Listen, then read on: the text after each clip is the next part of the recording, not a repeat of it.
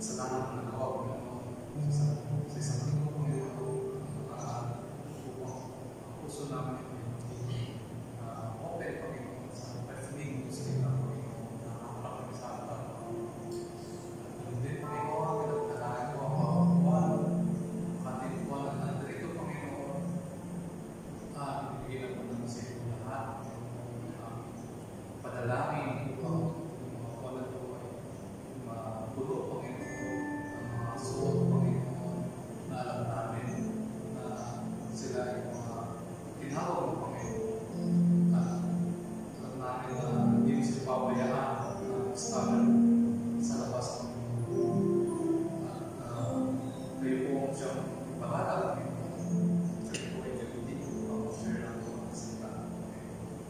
At hindi po sa mga kasama namin na talagang po rin, Panginoon,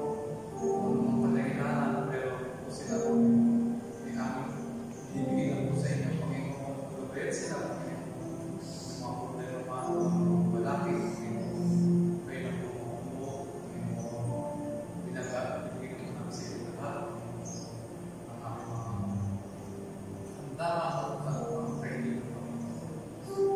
Tuloy ka po, tuloy ka sa aming buhay, at kayo ulit taas sa nagulungan. Ito po ang sakot na langin namin, sa pangalan ni Jesus.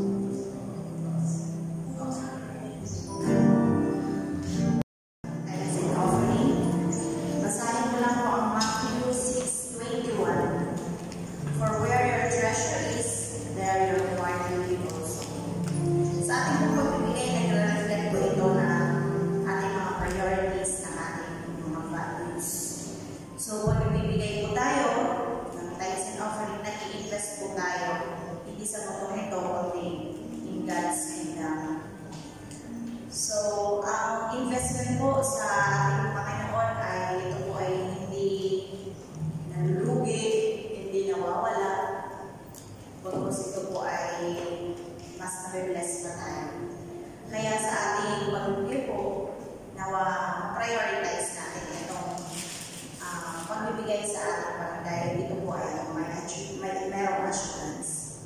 So, ngayong hapon po ay dalawa yung basket natin. Yung isa para sa tithes and offering. Kasi po next week, mayroon tayo sa outdoor yung ating worship service. Kaya yung violet po na basket para po sa FCF pledges. Sister Gina, pwede po sa iyo ang mga kaloob na ito, Lord God, nawa ito ay magiging pakipakinabang sa iyong iglesia, Panginoon.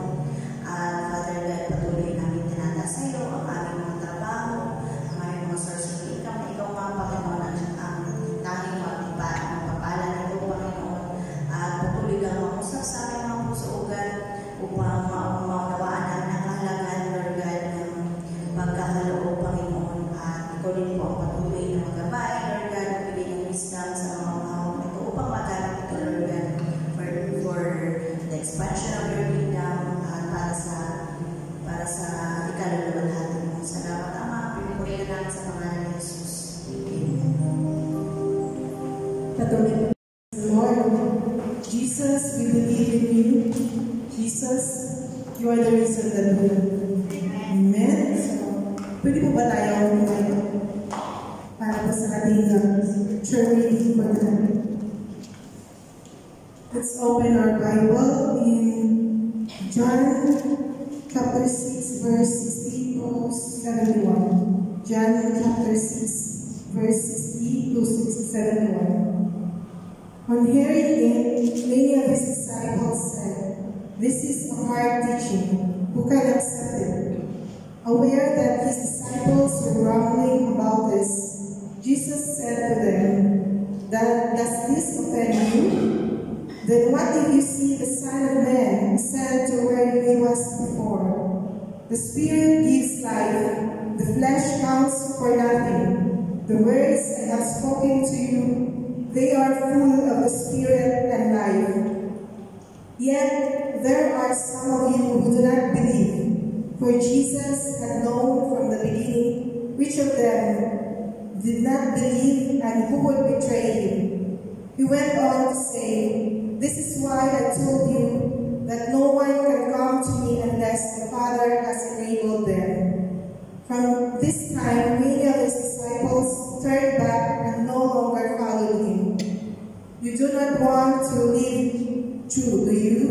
Jesus asked the 12. Simon Peter answered him, Lord, to whom shall we go? You have the words of eternal life.